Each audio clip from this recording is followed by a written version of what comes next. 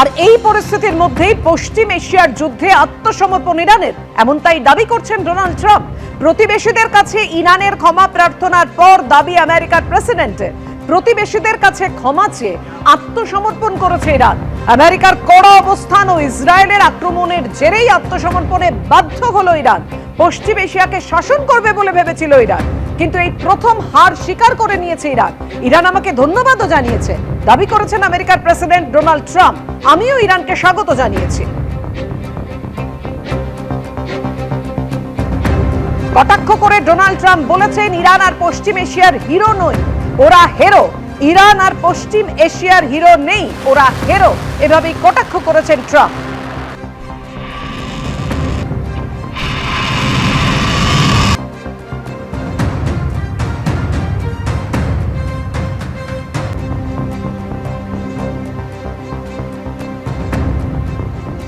Donald Trump তিনি দাবি করছেন যে ইরান আত্মসমর্পণ করেছে, তার কারণ প্রতিবেশীদের কাছে ইরানের ক্ষমা প্রার্থনার পরই। এমনই দাবি করেছেন আমেরিকার প্রেসিডেন্ট। প্রতিবেশীদের কাছে ক্ষমা চেয়ে আত্মসমর্পণ করেছে ইরান। আমেরিকার কড়া অবস্থান ও ইসরায়েলের আক্রমণের জেরেই আত্মসমর্পণে বাধ্য হলো ইরান। পশ্চিম এশিয়াকে শাসন করবে বলে ভেবেছিল, কিন্তু এই প্রথম হার স্বীকার করলো। ইরান আমাকে ধন্যবাদও জানিয়েছে, দাবি আমেরিকার প্রেসিডেন্টের।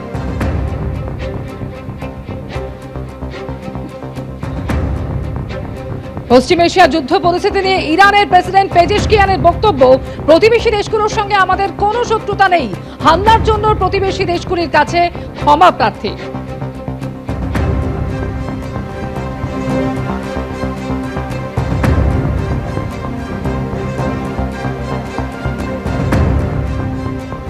পশ্চিম এশিয়ার যুদ্ধে আত্মসমর্পণ করেছে ইরান, এই দাবি করেছেন আমেরিকার প্রেসিডেন্ট।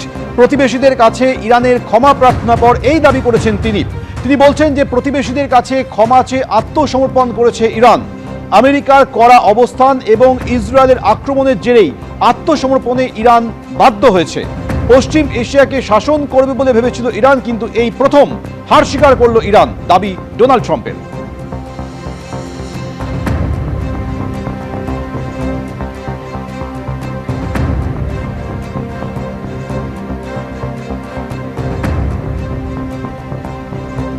ক্রমশ ভয়ঙ্কর হচ্ছে পশ্চিম এশিয়ার যুদ্ধ পরিস্থিতি।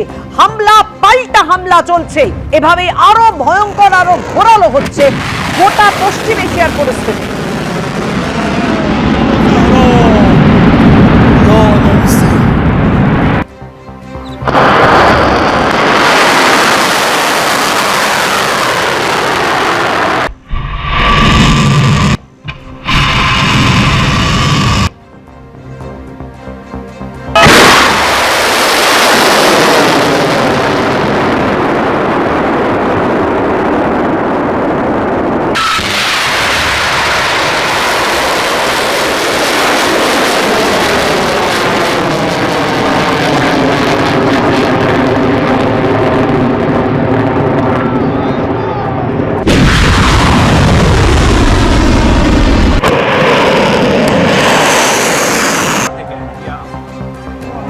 দুবাই বিমানবন্দরে হামলা চালানো হয়েছে, দেখতে পাচ্ছেন বিস্ফোরণের সেই মুহূর্তের ছবি। আতঙ্কে শহরের বিস্তীর্ণ এলাকা।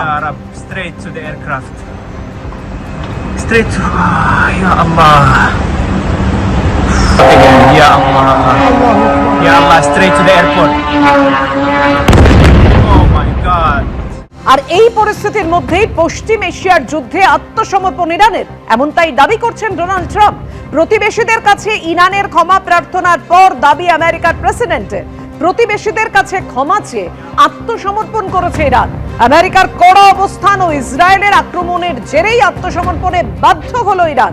পশ্চিম এশিয়াকে শাসন করবে বলে ভেবেছিল ইরান, কিন্তু এই প্রথম হার স্বীকার করে নিয়েছে ইরান। ইরান আমাকে ধন্যবাদও জানিয়েছে, দাবি করেছেন আমেরিকার প্রেসিডেন্ট ডোনাল্ড ট্রাম্প। আমিও ইরানকে স্বাগত জানিয়েছি।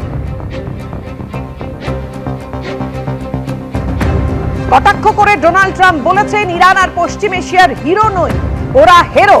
ইরান আর পশ্চিম এশিয়ার হিরো নেই, ওরা হেরো। এভাবেই কটাক্ষ করেছেন ট্রাম্প।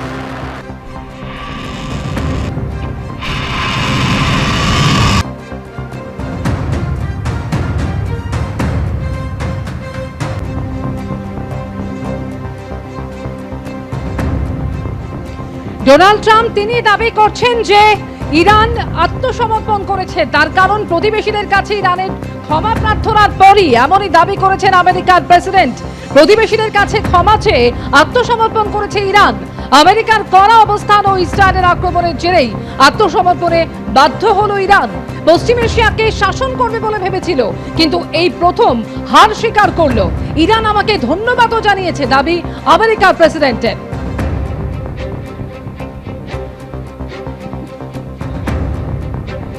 পশ্চিম এশিয়া যুদ্ধ পরিস্থিতি নিয়ে ইরানের প্রেসিডেন্ট পেজেশকিয়ানের বক্তব্য, প্রতিবেশী দেশগুলোর সঙ্গে আমাদের কোনো শত্রুতা নেই, হামলার জন্য প্রতিবেশী দেশগুলির কাছে ক্ষমা প্রার্থী।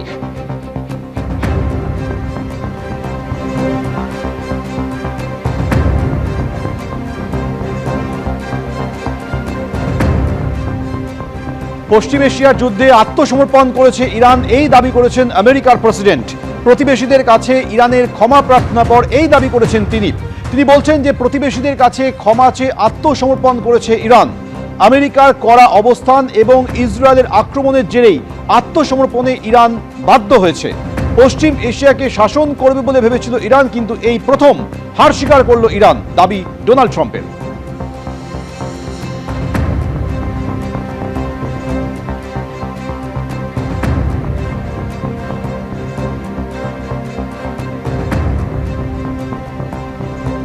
আর আমেরিকা ইসরায়েলের সঙ্গে ইরানের এই যুদ্ধে পরোক্ষভাবে রাশিয়াও কি জড়িয়ে পড়লো, এই প্রশ্ন উঠছে। তার কারণ হোয়াইট হাউসের তরফ থেকে দাবি করা হচ্ছে যে ইরানকে গোয়েন্দা তথ্য দিয়ে হামলায় সাহায্য করছে পুতিন সরকার। গোয়েন্দা তথ্য দিয়ে রাশিয়া যুদ্ধে সাহায্য করছে ইরানকে।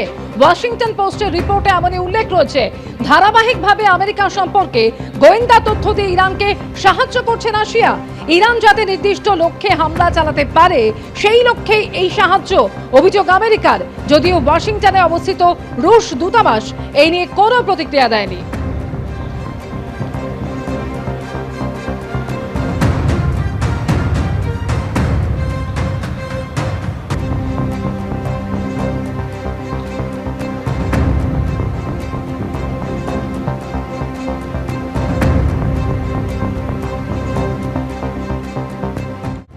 রান্নার গ্যাসের দাম 60 টাকা বেড়ে যাওয়ায় চিন্তায় রয়েছে নিউ টাউনের রঞ্জিনী বন্দ্যোপাধ্যায়। অন্যান্য আশঙ্কাও জাগছে তার মধ্যে।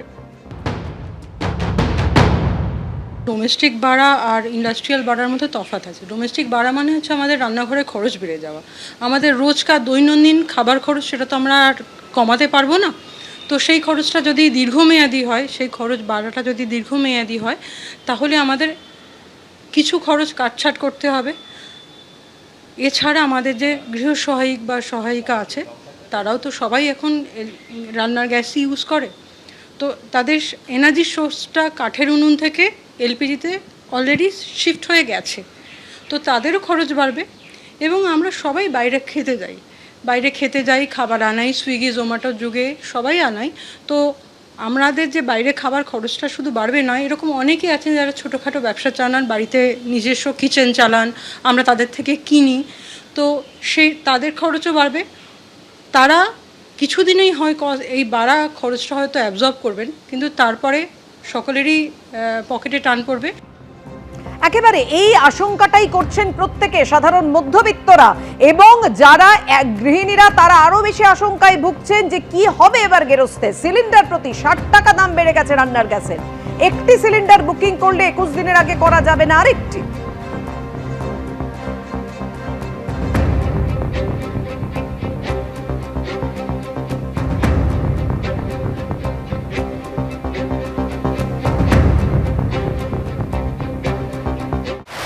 আওয়াজ আসছে ইরানের থেকে, যারা গালফ কান্ট্রিকে অ্যাটাক করবে না, খালি ইসরায়েল এবং আমেরিকাকে অ্যাটাক করবে। এবং যদি এটা হয়ে থাকে যে ওনাদের প্রেসিডেন্ট, আপনি যেটা বলছেন নিশ্চয়ই এটা হয়েছে যে প্রেসিডেন্ট বলেছেন, তাহলে সেটা একটা অন্য দিগন্ত দিচ্ছে। তাহলে ইরান তাদের সমস্ত শক্তি এক জায়গায় করছে, একত্র করছে আমেরিকার জন্য। এবং ইরানের কিন্তু অনেক শক্তি ক্ষয় হয়েছে, কিন্তু জিদ এবং কিছু শক্তি মরণ কামার দেওয়ার জন্য এখনো অবশিষ্ট আছে। এবং সেখানে উদ্যম বা প্রতিঘাত করবার কোনো আমরা মানে দেখতে পাচ্ছি না যে তারা সারেন্ডার করে দেবে এরকম কিছু এক্ষুনি। এবিপি আনন্দ, এগিয়ে থাকে, এগিয়ে রাখে।